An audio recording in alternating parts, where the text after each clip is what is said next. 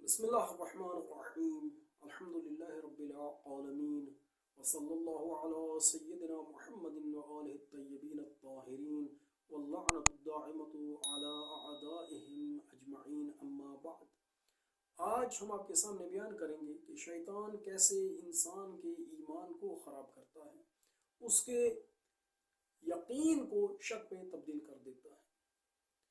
اس مطلب کو ہم ایک قصے کی روشنی میں بیان کریں گے اور آخر میں نتیجے کی طرف اشارہ کریں گے کہ کیا سبب ہے کہ جس سے انسان کو شیطان گمراہ کر دیتا ہے۔ بہت سارے عوامل ہیں، لیکن ایک عامل، ایک سبب، اس کی طرف ہم اس قصے سے اشارہ کریں گے۔ تو قصہ کچھ اس طرح سے ہے کہ پہلی امتوں میں ایک عابد زندگی کیا کرتا تھا، ہمیشہ خدا کی عبادت میں مشغول رہتا۔ شیطان نے کئی مرتبہ چاہا کہ اس کو گمراہ کرے، لیکن اسے گمراہ نہ کر سکا۔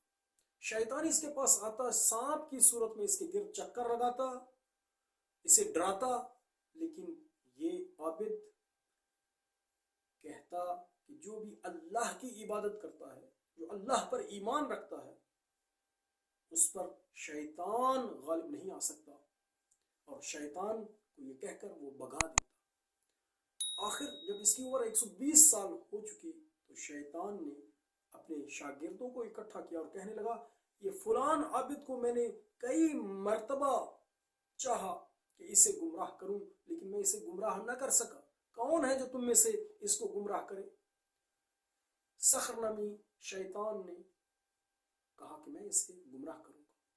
وہ آیا اور اس نے اپنا ہیلا، اپنا چارہ کیا، لیکن ناکام لوٹنے کے بعد کہنے لگا، اس شخص کو، اس عابد کو گمراہ کرنا آسان نہیں، کوئی اسے گمراہ نہیں کر سکتا۔ ذریعہ نامی شیطان نے یہ کہا کہ میں اسے گمراہ کروں گا، وہ بھی اسی طرح سے ناکام لوٹا۔ آخر مردہ نامی ایک شیطان تھا، اس نے کہا میں اسے گمراہ کروں گا۔ شیطان کہنے لگا، اگر تو اسے گمراہ کر دے تو میرے بعد اپنی نیابت کا تاج تیرے سر پر رکھوں گا۔ وہ آیا، اس نے ایک اچھا سا لباس پہنا، سر پر ٹوپی رکھی، ہاتھ میں عصا پکڑا اور تسبیح لے کر اس کے پاس آ گیا۔ وہ عبادت کرنے والا شخص، عابد، اس کے پاس آ کر عبادت شروع کر دی۔ نماز پڑھتا، روزہ رکھتا، نماز پڑھتا، روزہ رکھتا، یہاں تک نماز اور روزہ قائم کیا کہ وہ عابد بھی اس سے تعجب کرنے لگا۔ ایک دن اس نے اس سے کہا کہ تیری عبادت تو مجھ سے بھی زیادہ ہے، اور میں تجھ پر غیبتہ کرتا ہوں کہ تم مجھ سے بھی زیادہ عبادت کرنے والا ہے۔ شیطان کہنے لگا کہ میری عبادت، میرا ایک بڑا بھائی ہے، اس کے سامنے ایسے ہے جیسے قطرہ سمندر میں، لیکن میں تجھے چاہتا ہوں کہ اپنے بھائی سے ملواؤں، لیکن میرا ایک سوال ہے، ایک کام ہے، اگر اس سوال کا جواب تو نے دے دیا تو میں تجھے اپنے بڑے بھائی سے ملواؤں گا، اور ہم تینوں مل کر اللہ کی عبادت کیا کریں گے۔ وہ کہنے لگا، بتا تیرا سوال کیا ہے؟ کہنے لگا، اس نے اپنی جیب سے ایک شیشی نکالی، چھوٹی سی شیشی، اور کہنے لگا، یہ بتا اے عابد، کیا تیرا خدا اس بات پر قادر ہے کہ یہ زمین و آسمان اس شیشی میں ڈال دے؟ نہ ہی یہ شیشی بڑی ہو اور نہ ہی زمین و آسمان چھوٹے ہوں۔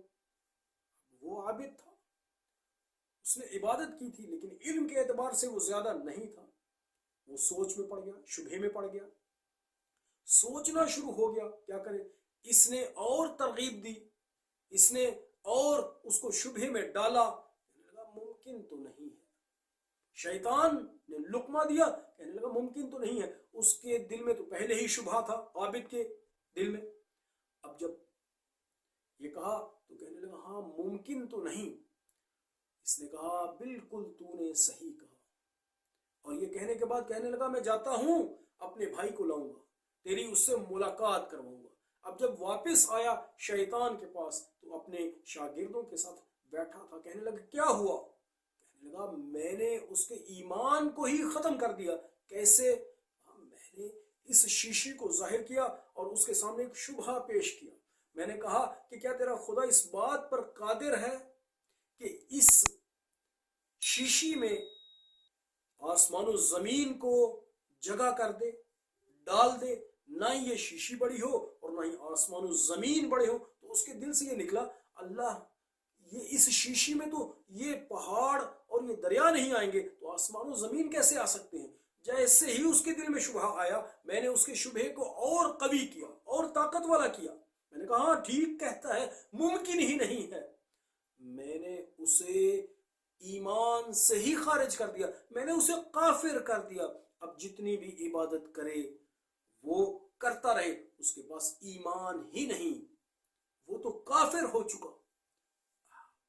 ہاں اسی طرح سے وہ لوگ کہ جو خداوند متعال کی معرفت دلیل سے نہیں رکھتے، علم سے نہیں رکھتے، شیطان آخر وقت میں ان کے پاس آتا ہے، ان کو گمراہ کرتا ہے. مؤمنین کو چاہیے کہ پروردگار متعال کی معرفت علم سے، دلائل سے، دلیلوں کو قائم کرنے سے اور حاصل کریں. وصلی اللہ علی سیدنا محمد وآلہ الطیبین الطاہرین.